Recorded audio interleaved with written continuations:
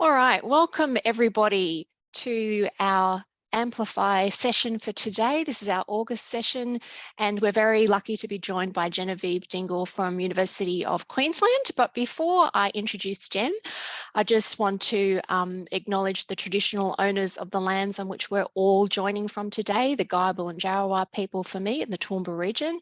And I pay my respects to their elders past, present and emerging. And I also acknowledge that these lands were never ceded. I also would like to give a quick plug for a couple of our final sessions for the year. So in September, we have yours truly talking about effective networking and collaboration. So that's on the 6th of September, and you'll see links to that sent to you via our AMPS mailing and on our social media. And then our final session for the series for 2023 is on 4 October, and that's going to be a session on careers in music psychology, and that was one of the most requested topics from our AMPS conference from last year. So would love to see a big roll up to that one. Okay, so we are super lucky to have the lovely Jen Dingle here with us today to talk about tips on grant writing and project management for ECRs. So Jen is a professor and director of clinical psychology programs at the University of Queensland, and she has been awarded 24 grants worth a total of $2.525 million and was the lead on 14 of these. She was awarded the Mid-Career Research Excellence Award from the Australian Association for Cognitive Behaviour Therapy in 2021. So Jen is eminently qualified to provide her tips and advice today on grant writing and project management, and we are very pleased to have her. So over to you, Jen. Thank you. Thank you very much for the invitation and for the lovely introduction. I'll just share my slides on here. Can people see that now on your screen? Yes, thank you, Jen. And yeah, I probably just wanted to say that if you're an ECR that's not specifically doing music and psychology research, I've tried to keep my messages very broad. So this is not just for music researchers, this is sort of broader for ECRs. So hopefully something for everyone. If you have some questions or thoughts and don't get a chance to raise them during the session, you're very welcome to follow up, and my email is the best way to contact me, which is on the slide there. And I'll just like to follow suit from Melissa and also acknowledge on behalf of UQ, the traditional owners and their custodianship of the land that I'm talking to you from today, and that I pay my respects to their ancestors and their descendants who continue cultural and spiritual connection to the country. Okay, so grant writing and project management tips. This has been an interesting exercise, just getting my thoughts onto slides for today and trying not to state the bleeding obvious, because I'm sure that most of you already know what I know about these things. But I've sort of done it in a top 10 format, and I'm hoping that some of this will be useful for you. So my first thought is to get on first name terms with your research officer. So this is something that I was pretty slow to pick up on myself. I didn't even know who was who actually in my research office. But there are, in most universities and schools and research centres, there's some kind of research office, or at least a person that's job it is to know about grants and opportunities for funding. And they are the person who can sort of look out on your behalf if you don't have much time to be looking for grant calls and to understand the lay of the land with funding. That grant officer is going to be someone who can be on the lookout on your behalf. So try and find out who that person is and introduce yourself. Just send them an email, tell them who you are, what kinds of research that you do, and then sign up for all of the things that research office might have, like email lists, grant workshops, information sessions, readership schemes. So most universities will have something set up already, but even if there isn't a well-developed research office or system, try and find out, who manages research when it happens, and try and get on their radar early, because they can really help you with a whole lot of things. But mainly just flagging, this funding sounds a bit like what you do. Have you got anything that you could prepare for this deadline? So that would be my first thing. Oops. Okay, the second one is just considering what your funding options are. There's kind of an overwhelming array of different funding opportunities, and it's sometimes hard to even navigate, you know, what they are and whether what you do fits any of them. But these are just some that I thought I'd sort of put out in front of you for consideration. So I guess one of the key things that you could do as an early career person, and you probably need some time to build up your track record and a bit of a profile before you do this. But let's say you're a couple of years out of your PhD, you have published a number of things and you've presented your work a number of times, then you'd be looking to fund yourself. So look for one of these early career fellowships like the DECRAs or the Emerging Leaders Fellowships, because those are kind of like the pot of gold for early career people. And I think there's a couple of people on this call that have been successful in getting these early career fellowships. So it'd be, you know, so it can happen in music research, and we're really very, you know, excited when these things happen. So if you get a fellowship, what that usually means is that you get to develop your own program of research for a number of years. And that's the thing that really helps to consolidate your academic career at a fairly early point. I didn't do that because I was off working as a clinician and raising a family. So I missed a lot of early career sort of fellowship deadlines for my career. Then thinking about what kinds of research questions you're asking, what is the type of research that you're trying to do? So if it's about developing or testing a new theory or approach or some kind of building of new knowledge, you're really probably looking at an Australian Research Council type of funding.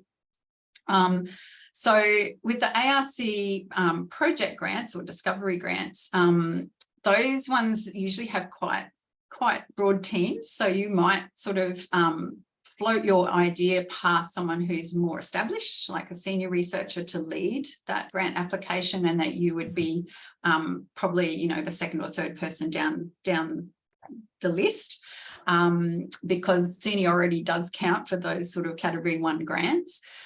So you're looking for someone who can champion your work, and that where your work aligns more with their work, I suppose, so that they are prepared to lead an application that you're very much a part of. Another thing that might happen, particularly with the sort of work I do, which is very applied in focus, is that you might develop one or more industry partners. So if you're a music research person, this might be a partner who's in the music industry. It might be a partner who's doing some kind of digital or technological work, you know, app developers, that kind of thing.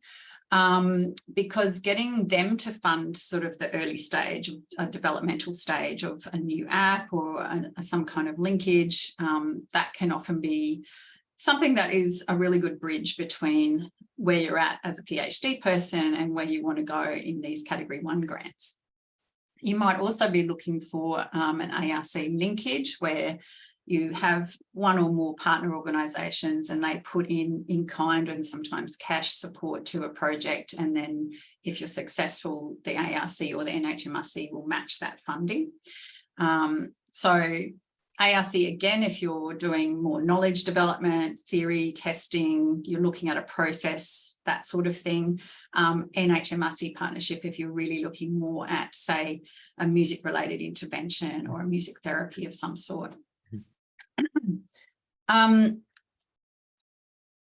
Yes, so if there is an intervention, so including music or arts-based programs, you're probably going to be deemed ineligible for ARC funding. And I've certainly had very effortful project proposals dinged as ineligible through this, you know, this clause about whether it's actually medical. So if you're doing any sort of intervention, it's probably going to be better fit for an MRFF or NHMRC or Health and Medical Research Council funding rather than ARC. So you just have to be very careful about what those schemes are meant to be funding and whether your work is going to fit better within one or the other of that sort of category 1.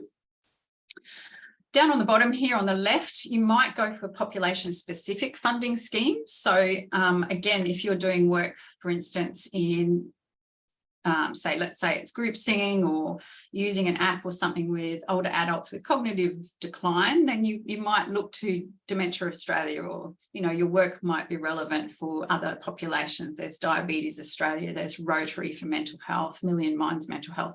So there's a lot of these kind of population specific funding schemes that come from the sort of non-profit organisations that have donations and do fundraising to support types of research that advance the, you know, and advocate for people with those different kinds of conditions.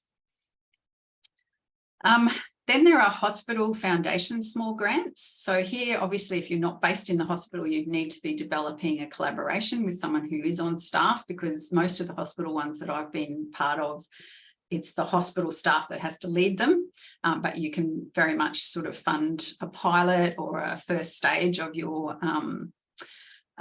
project by applying for a hospital foundation small grant, which might be, you know, $20,000, $50,000, that sort of order. There are some state government health grants. So Queensland's not hugely well known for these, but I know that New South Wales, Victoria, for instance, have a lot of sort of small to medium sized grants through their state health departments, and that includes things like health type interventions that might involve music and psychology. And then more recently, there have been some Arts Council partnership grants and small project grants and community development sorts of grants. So AusCo at the national level, but also Arts Council of Queensland, and I'm sure it's similar in other states and territories, are really on the lookout for partnerships between arts organisations and arts practitioners with health organisations and research organisations. So it's a really good time for us to get in amongst it and look for those opportunities a little bit outside of the Category 1 sort of grants. I should have said earlier, if anyone has particular questions or wants to speak up during this, I'm happy to sort of, you know, for you to unmute and ask your questions as we go. I thought it might be useful to, rather than say, oh, yes, my most recent grant was X million dollars, which is really horrible to hear when you're in an early career stage, I thought it might be useful to say what I got as an early career person. So I had to dig back a few computers ago, but these are the examples of what I was funded during my sort of early career stage. So you can see how far ago we're talking. But these are charitable industry, half-time fellowship, and a very small grant from the APS. So that's the kind of level of funding that I started with, and that probably, if you're a PhD student or, you know, an early career postdoc, the sorts of things that you might be pitching at the moment. And don't underestimate what you can do with, you know, $5,000, $10,000, $20,000 worth of funding. So on this next page, that's basically the point that I'm making here. So this one wasn't even that long ago. This is a project called the Livewires, which was a group singing and songwriting project that was a full randomized controlled trial design. It was run with older adults in a retirement village. This picture here shows Rob Davidson, who's in the School of Music. So it was a collaboration between the School of Music, School of Psychology, and also Stephen Clift at Canterbury Christchurch in the UK. And we had only about $2,000 funding for this whole project, which came from a seed fund from the School of Psychology. And it really was only used for, you know, resources like folders, photocopying for the lyric sheets, and good cake at the afternoon teas, and, you know, a bit of travel funding for the students. That was about it. It was really bare bones, but it was a fantastic study to be part of. It got published, and I'm still being invited to talk at sort of national conferences in creative aging and, you know, the Australian Association of Gerontology about this kind of thing, because it's really come of age, the idea of doing non-clinical interventions with older adults. So don't underestimate what you can do with a small amount of funding and a lot of good ideas and energy, particularly from students, if you've got students in your group. All right, tip 3. I'm seeing some things in the chat, so I'm hoping someone will yell out if I need to stop and answer questions. I think we're pretty right, Jen. You good? You're across it? Can I just quickly ask a question though about Yeah. that last point in relation to the small amounts? Like that was an internal funding that you talked about there. Yeah, that was the seed funding, yeah. Do you have any tips? I know you had your slide about, sources of funding, but in terms of these small pots of money, do you have any tips for where to find those? Or, you tend to have to kind of do some broad searching on the internet to locate these types of external small pots? That one there with the live wires, that was an internal, that was just School of Psych, and they sort of have this small funds to try and get people to pilot test things. So that was available that year. It hasn't been available since COVID because of funding crisis. But I've also been successful in a couple of collaborative seed grants where they're trying to encourage people from the health faculty to work with people from, say, law or medicine or some other faculty. So that may be the case in other universities. I don't know, but you kind of, again, if you're on the radar of your research office, there'll be notifications of those smaller internal grants that come around. In terms of my other early ones, the APS, that was like Australian Psych Society, used to have some small grants. I think the AACBT had some seed funding. So you just have to be on the lookout and sort of think about what you do that might fit what they're trying to support, I guess. Oftentimes professional associations will have funding, but only for members of the association. Yeah, so that's right. But often with these, and is still the case, students to join and be a member of these things is often free. So, try not to let that necessarily be a barrier. It means you're eligible for going to research conferences and going to seminars, and also applying for these sorts of grants or even travel awards, that sort of stuff. It's all good for your track record. Great, thank you. So my third point is to read the instructions carefully. So assuming you've decided on what grant call you're going to apply for, don't assume anything, because they all change from year to year, and you really need to read very carefully and meet all the criteria. So make it very obvious how you meet the criteria. So even use their keywords and their headings so that it's very easy for the assessors to just go through and tick, yes, you've got this, you've got that, you've got that.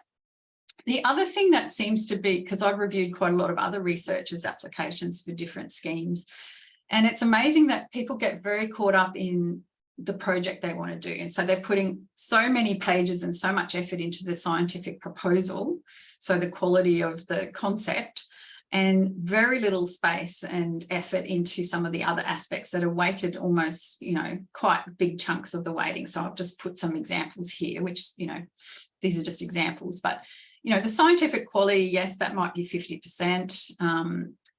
How is this different, or how does it add to what we already know, which will be things like significance and innovation, and then the track records of your team. So of course those things are important, but if they've also got, say, 15% for benefit or feasibility or community and consumer partnership, don't give them a paragraph, give them the 15% or 20% of the full weighting, and really give it some thought, because otherwise you're not going to really score well overall on the criteria that they're assessing you on.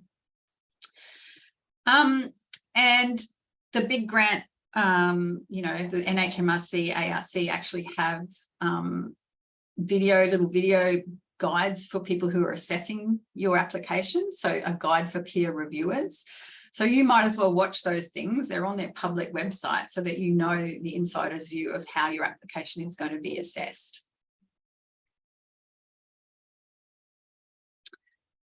Okay, so then building your team. So think about the research questions and methods that you use and the expertise that you will need to do whatever the thing is that you're proposing. make sure you invite those people in early and make sure they're eligible for the call and have up to date their track records in the relevant online systems. So for example, for NHMRC or MRFF, you have to get an online presence on the Sapphire system. For ARC, it's RGMS. Others might be Smarty Grants. There's a whole bunch of different software systems that are being used, and you need some time to put in all of your details into those systems. And it's great if you can do your track record sections that will be done on documents, but then cut and pasted into the website. They're always different. They're different from each other. They're different from round to round. So read those carefully and make sure that you send your example sections through to all of your collaborators. So all they need to do is kind of cut and paste their stuff into that same formatting. It's good if you have an established record of successful collaboration with the people in your team and you haven't just kind of thrown them together for the call. But it doesn't have to be all the people in the team. It might be that you've worked with 2 or 3 of them and 2 of these others have published together before, and you know there's different crossovers. So you can still highlight that you've got successful collaboration in your team.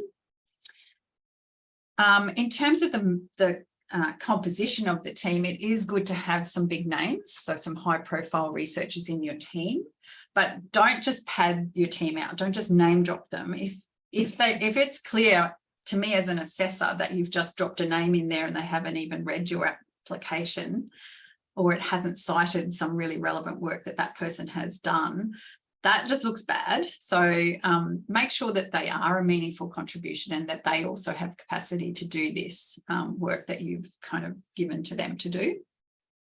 It's good also to have some early career people and even maybe PhD stipends as part of your team, because then you're showing how your proposal is helping to build research expertise in the team. Okay, so this is one of the probably biggest take-home points, which is trying to convince your assessors and then usually the panel that get together and sort of make decisions about the final ranking, if you like, of your application, of why your proposal matters. So typically, especially with the category 1 grants, grant schemes are actually funded by Australian taxpayers' money. And so you can't just frame your proposal in terms of this is a research question that is burning for me and I really want to answer it, particularly if it's in a niche topic, because maybe the other people looking at it don't care that much. You actually have to frame it within a broader issue that's of importance and potential relevance to a wider population. And I guess people know this, but it bears considering that your proposal is going to be competing with a number of other really excellent proposals for a limited pool of funding. So one of the things you need to do is make sure that your rationale and your why is really compelling and makes it stand out of a bunch of really high caliber, applications. So point 6 is to think big. So it's easier to convince assessors that your research will have impact if it's applied at scale or across several sites or across Australia, or even between your site in Australia and some collaborators internationally. So, I've certainly put in applications where we're doing a project across, say, 3 states of Australia, but we can then sort of refer to it as a national or a nationwide sort of project. You can sort of think big in those ways and sort of see how it works across different areas. And so this is where, as an early career person, networking through things like AMPs or ICMPC or the GAP2 or the symposium that's coming to Brisbane, those sorts of gatherings are where you can see other people presenting work. You can see where there's some synergies between what you're doing and what they're doing, and you can follow up and have a chat to them and sort of say, look, can we build this collaboration and work towards putting in a funding application together. So yeah, try not to sort of undersell what you're doing and try to think about how your skills could collaborate well with somebody else's and build your team through networking. Okay, so when you're writing your grant application, particularly if it's I'm thinking here of category 1, so NHMRC or ARC type grants, the first page is critical. I have rewritten the first page of grants so many times, and the more times you rewrite it, the better it gets. And so the first page really has to do the work. So on that first page, which is going to be a limited number of words, you need to outline the problem in a way that makes it really seem like a huge problem and why we urgently need to fix this problem. We have to have a little bit of a diss of what's currently in the research. So what's in the research is clearly lacking in some answer to this problem, but you have this innovative solution. You've got to say something about what you're planning to do. You've got to say who your team is and that they have the proven expertise to do this. And then you end with your impact statement. So what do you expect to be able to achieve from the findings of this research? So I thought what I'd do here is actually just stop sharing and share the first page of one of the grants that I've written, just so you've got a really concrete example of what this might look like. So just bear with me for a tick. Just got to find. Okay.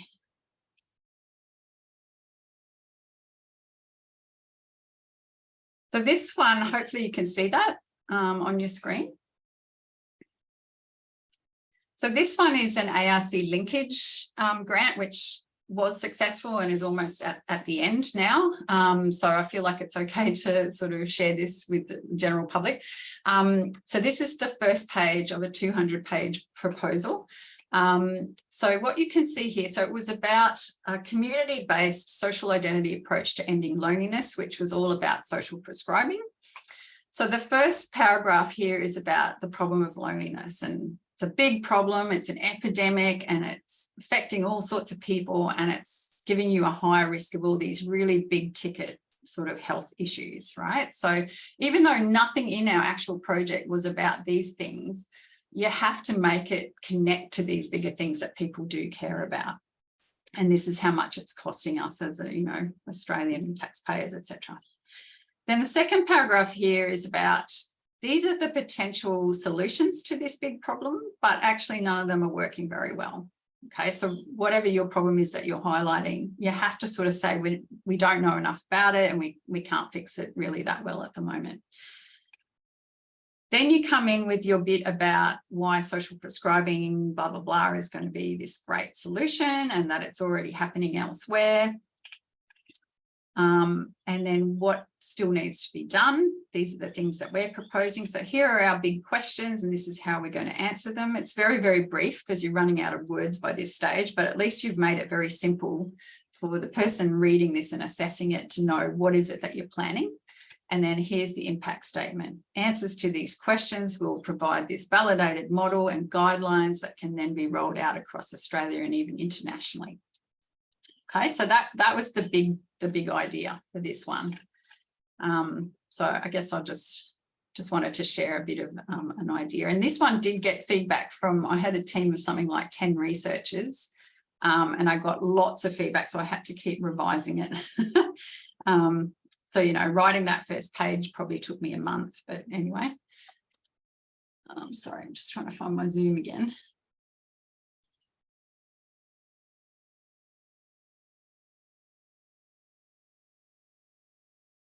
So I guess the thing is there that if you haven't caught their attention by the end of the first page, you're probably not going to get the funding. So it really is crucial to grab them and sort of have them wanting to read on by the end of that first page. Then, of course, you've got the body of the proposal. So now some proposals have a 10-page maximum, some have an 8-page maximum. It feels excruciating to try and fit all the things you need to fit into the pages. But you're essentially taking each of the key points from that page one and expanding on it, adding the details, the evidence, any pilot data, any participant feedback, etc. My advice just purely on the visuals is to make your paragraphs really short and leave white space between them so the assessors can digest the text. If you're assessing a number of these, or if you're a panel member, you haven't got much time, you're late at night and you're reading just pages and pages. If it's really dense text, it's actually very hard for them to, get their heads around it. So make it easy for the assessors.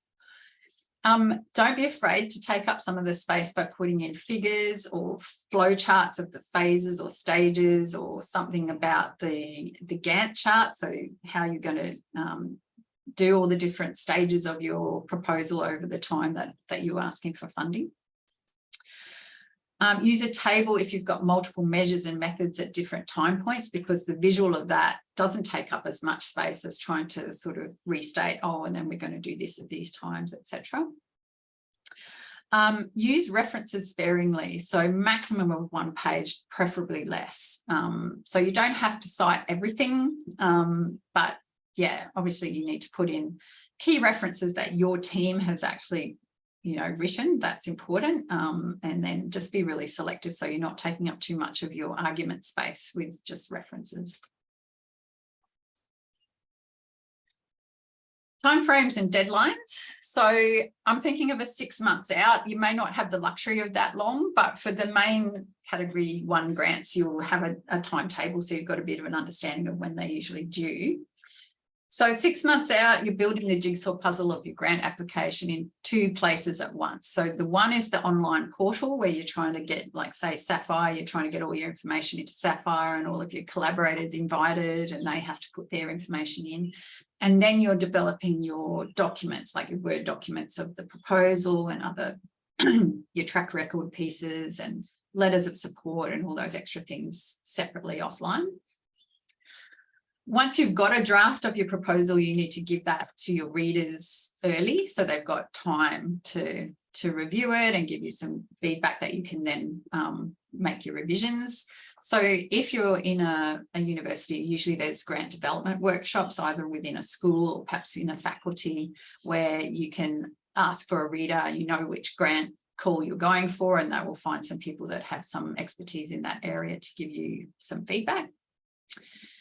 If it's a partnership, give the industry partners plenty of warning about letters of support and contributions that you're asking for. So they usually will even give you examples or templates for what they need to see in those letters of support. So make sure you give them plenty of time and reminders, because if you miss out getting things in by the deadline, it's all over. So you don't want to be late with those sorts of things. I've sort of already said this, but be prepared to revise your proposal multiple times so that it makes sense and convinces people from a range of different perspectives. And be prepared for getting conflicting feedback from your co-investigators, because they will also come from different perspectives or different disciplines and they may see things really differently. In the end, if you're the lead, you have to make the call about how it's going to work best. And you might need to use your diplomacy skills if there are disagreements amongst the team. So let's say you got to about 2 months out, there is usually an early internal deadline. There's usually an early deadline where your minimum data has to be in the portal so that the grant body knows what's going to come in, then they can start preparing their workflows accordingly.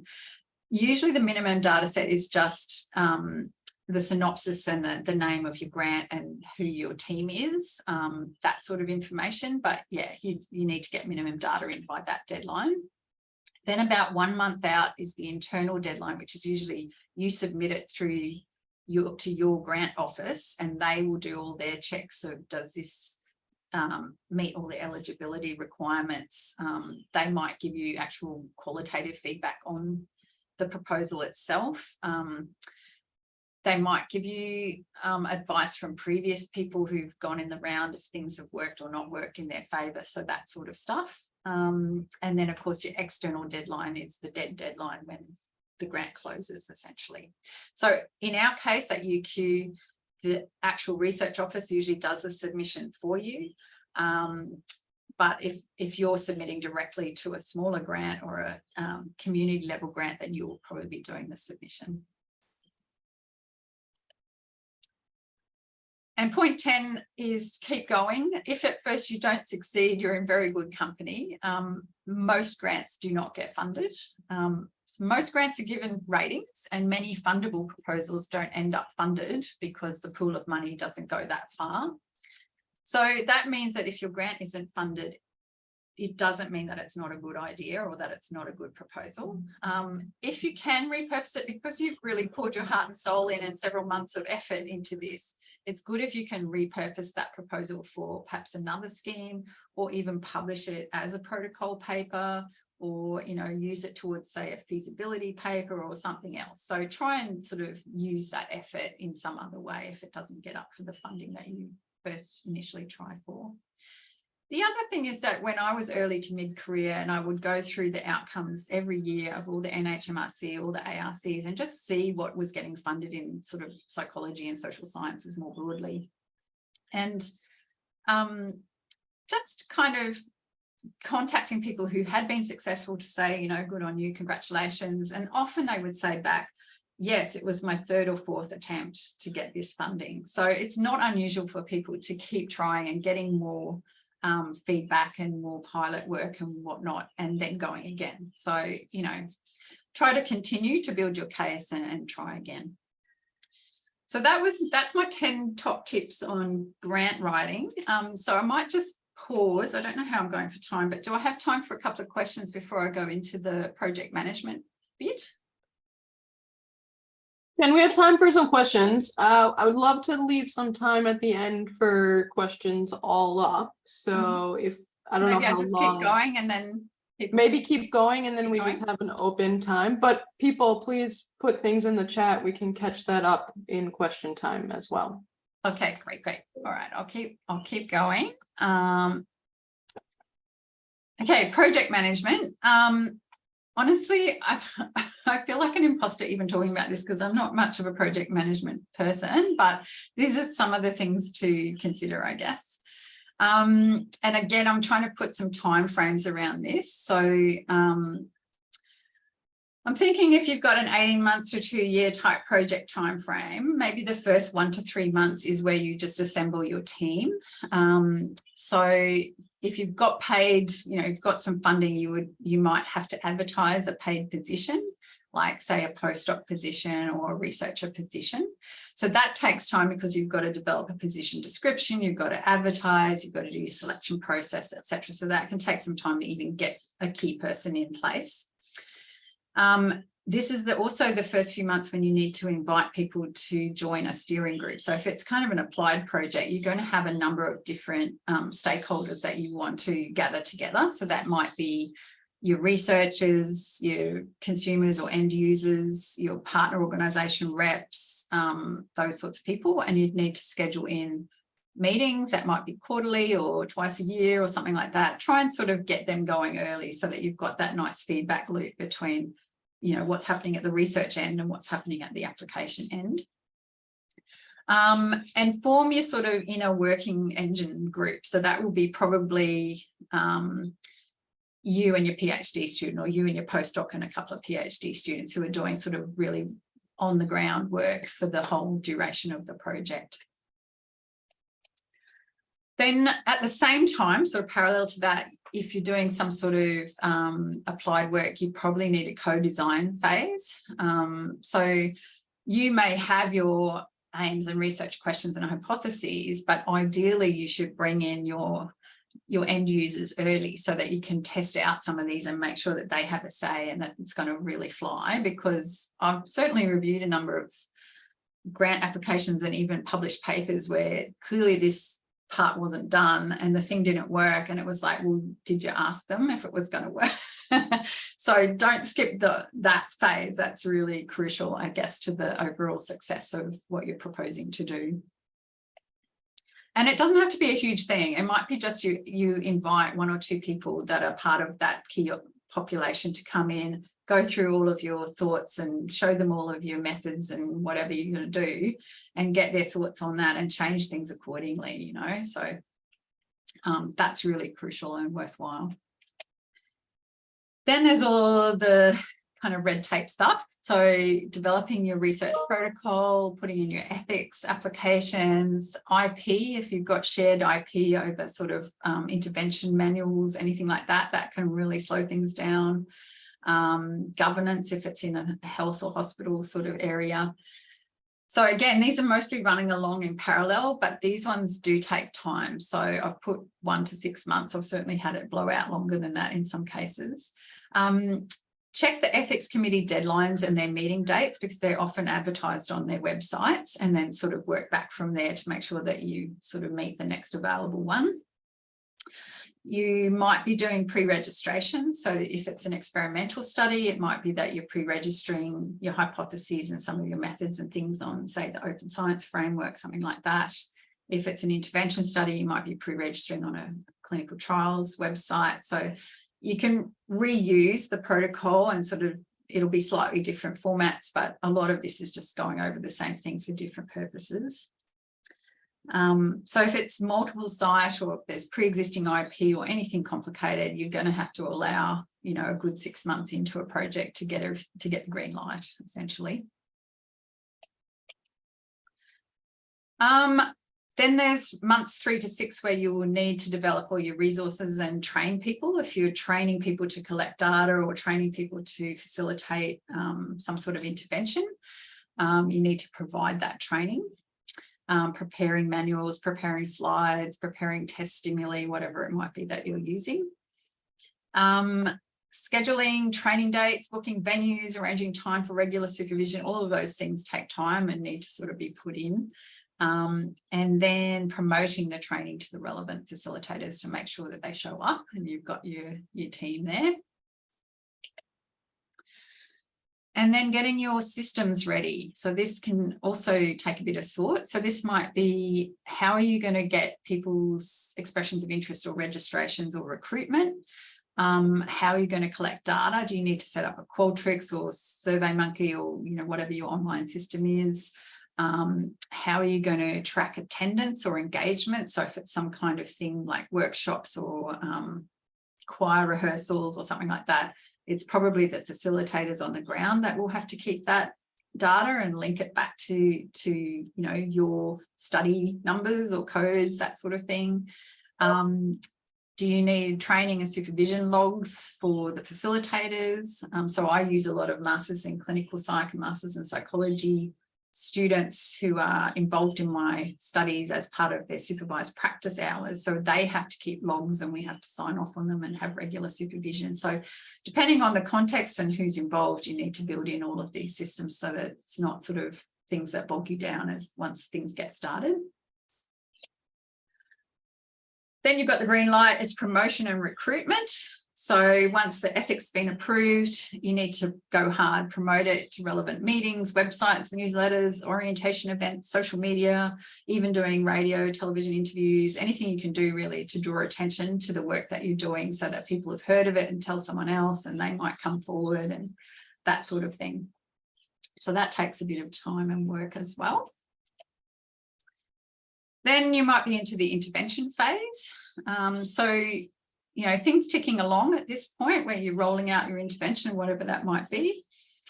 Try not to lose sight of the research goals when the operational side gets busy. And these are mainly notes to myself because I do these things all the time. Keeping report dates in mind. So there might be grant official report dates, like interim report dates and that sort of thing that you need to do back to the funders, but there might also be dates that you need to get back to your collaborators and that sort of thing. I always like to submit abstracts ahead for conferences. So in my field, there's a number of conferences usually in the second half of the year, but I will try and get myself and my team members to submit abstracts in, you know, March or something, which are a bit aspirational, but it does give you a deadline that you have to sort of come up with something. So I think those things are quite good to keep on the agenda. And look for early publications, even though it might be a longitudinal study. So if you can publish a protocol, if you can publish something about your methodology, a feasibility study, or even something cross-sectional about your baseline data, that will all put your work on the map before you've got the final major results of the longitudinal thing. Which I think you keep having to build your track record as you go and not have everything resting on whatever the final outcome is. Feedback loop. So giving feedback to your participants and partners in a form that they can easily understand. So for most of my applied research, I will have scholarly outputs and conference papers and things, but then I'll have a more layperson simplified version with lots of visuals for the consumers and the partner organisations, because they're not academic and so they don't want to know all the stats and the whatever else. They just want to know in layperson's terms, what did you do? What did you find? What does this mean? If you can do that a few times during a longitudinal project, you'll end up fine-tuning your procedures based on what they're giving you in terms of feedback. So that's really useful too. Data management. So once your data are clean, checked and analysed, create a data dictionary and store it somewhere in an online repository. So here at UQ, we have a research data management system. Other people might use Open Science Framework. There's a range of different secure storage options. Always keep backups, copies of your data. I know that people change their computers quite often, and then you get something that relates to something you did 5 years ago and you can't find the data, and that's just horrific. So yeah, good data management practices. And things like clear communication about who's an author on the outputs, because sometimes students will come and go and collaborators will come and go, and it's a little bit hard by the end of the project to figure out so who actually qualifies as an author versus a person that you thank in the acknowledgements. Trying to keep very clear guidelines around that if you can, because it can become murky at times. And final point is to celebrate all the milestones. So research is hard, and sometimes it feels thankless and you get bogged down and you think, oh God, why did I start this again? But there's a huge amount of opportunities for interim milestones and for celebrations as you go. So these are the kinds of things that I really feel quite a lot of achievement from. And I certainly look for opportunities to celebrate with members of the team when we can. So I would suggest doing that too, and not wait till you only get the one big outcome, because yeah, that's a really long time to wait for the payoffs, I guess. I think that's kind of it. Yeah. So on that cheerful note, I might leave it to any questions or thoughts.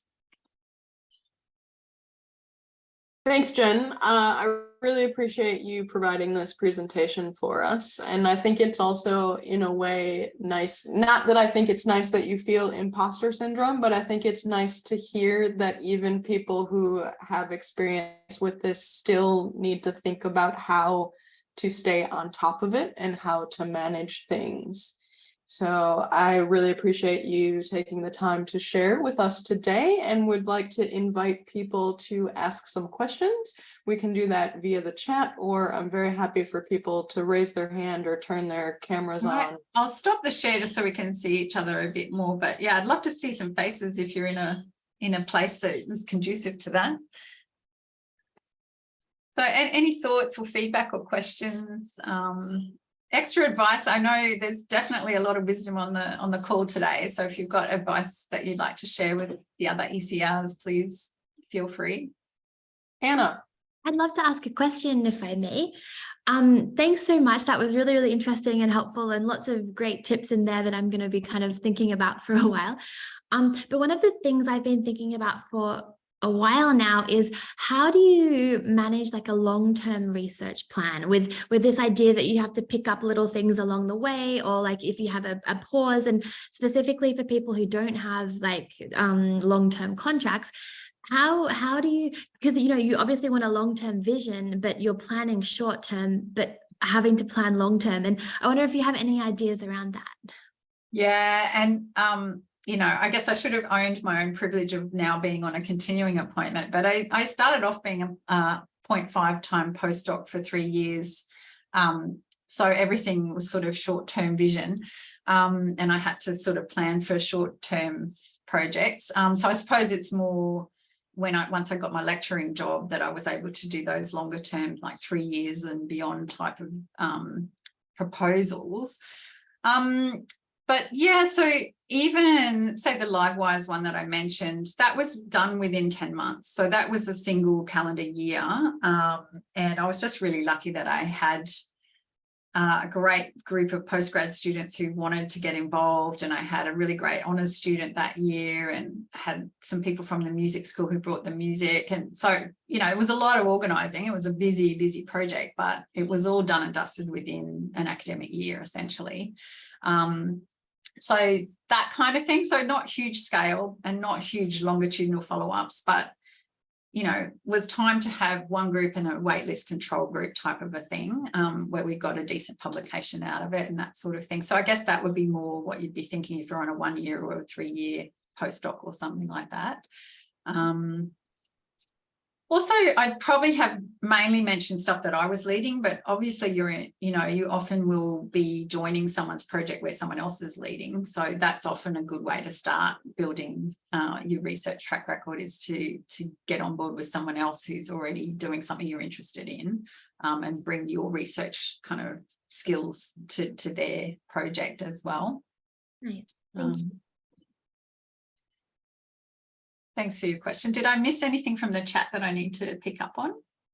Anthony has been helpful in talking in the chat around the language we sometimes hear around categories for funding and the differences between 1, 2, 3, and 4. So that's in the chat for people.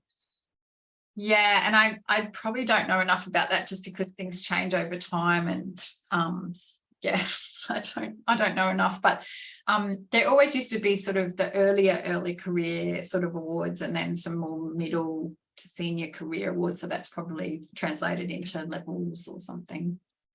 Yeah.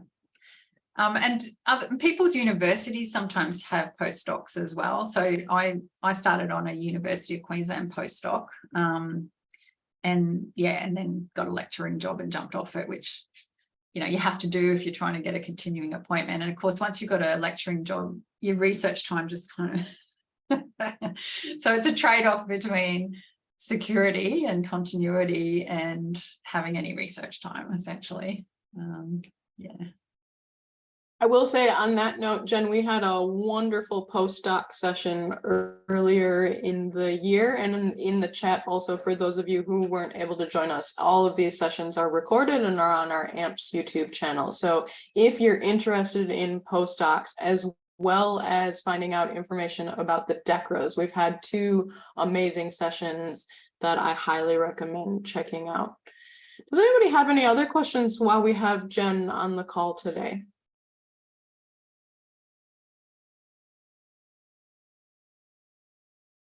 I'm just really chuffed that there's this many early career researchers that are in an AMPS meeting. Like that would never have happened when I was an early career person. So we've come a really long way since then, and it's amazing. So good work to AMPS and AMPlify for building the network as well. I think someone's just popped something in. I'm just gonna. Anna, go ahead. Yeah, that was just waiting for other people to ask questions, but I have some kind of tactical questions as well. Like I noticed when you have to put in FOR codes, and obviously music psychology is under creative arts rather than psychology or cognitive science or whatever. So 2 questions. One, are there any kind of tactics around that? Do you think it matters particularly? And 2, well, actually, I'll ask that first. So that's just... Yeah. Look, I really do think it matters, because that's the panel who's going to be assessing your work. So you have to be very selective about what's my audience, like who am I pitching this to? Would it be a better audience to pitch it to creative artist type people or people from humanities and arts? Or would it be better pitched towards cognitive science or, broader psychology, clinical psych, whatever? Those will make a big difference because of the readiness to understand what you're trying to do. And I guess just the methodologies that you use, all of those sorts of things. I think sometimes my grant applications have gone to panels that have not understood or not been very kind. And, that's one thing that you can control, is what field of research codes you put in there. So get advice from your research officer. I mean, they know how it works and they can give you good feedback based on reading what your proposal is. Nice. Thank you. And the other one is, so on a personal note, I have lots of international collaborators, but not so many local collaborators because I've been away for so long. Yeah. Does it look bad if all your collaborators are only international, or should the goal be really to have a mixture or more Australian based, like for the ARC type grants specifically? Look, that's a great question that I can only give an opinion on, because I don't know if there's an official thing on that. I think it looks great if you have real international collaborators and that you can bring that in. But I also think the ARC likes to spend money on Australian-based researchers and research development. So I would think that a mix would be good. Yeah, as long as it fits what the proposal is. So yeah, a few bob each way is probably what I would be thinking. Not just name dropping like you were saying. Yeah, that's right. So make sure that you have a real collaboration and that they are contributing something meaningful. And yeah, that's right. Thank you. And in addition to sort of going to conferences, coming to sessions like this where you maybe will meet some people, do you have any tips of like how you go about sort of trying to establish a real collaboration that you can put in that doesn't look like name dropping or something that like has just started? Like, what's your tip for if somebody wants to reach out to a more established person to try to develop that? Yeah, look, I think sort of following them on something, like going to conferences is great because then you can say, I saw you present on the blah, blah, blah, and I'm just emailing to follow up. But also following people on Twitter or LinkedIn or any of those work-related sort of platforms is really good because that is a direct line to that person and what they've just recently published or presented. And then you can sort of chat to them and then they know your name when you email them. So I've actually developed a lot of things through Twitter, which seems a bit weird, but actually works very well because you're now having a conversation with the few people in the world that care about that niche thing that you care about. And people love talking about the thing that they care about. So don't be afraid to kind of just cold call and say, hey, I'm really interested in this thing and I see you've published on the thing. And is there any way that we can join forces? And sometimes it takes a while because no one has time. So, you know, these are aspirations, but if you can do some pilot work that is unfunded, that everyone's just doing on borrowed time and publish that, that's a huge platform for then going for the big funds based on, yeah, we've published, we've worked together, we're successful, we can do this thing. Yeah. We have a few more minutes. Does anybody have any questions they would like to raise? Going back to category. Oh, great. So you put the links in for the DECRA panel discussion.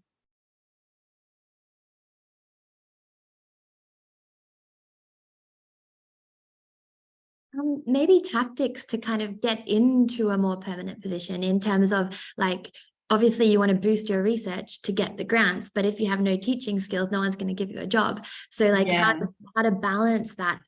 That's right. So it's a massive juggle, but I mean, the juggle is what the actual career is.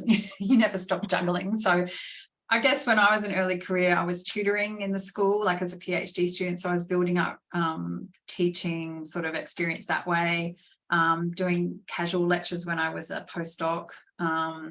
So trying not to overdo it because teaching eats up all of your time, as I'm sure some of you would know. But if you do a little bit, you've got a track record. With the writing time or the research writing time, it's kind of, you've got to be a bit strategic about how much time do I spend writing potential publications versus writing potential grant applications, because early on, you're probably better off spending your time getting your pubs out so that you've got your track record to then go for the research funding. I don't know.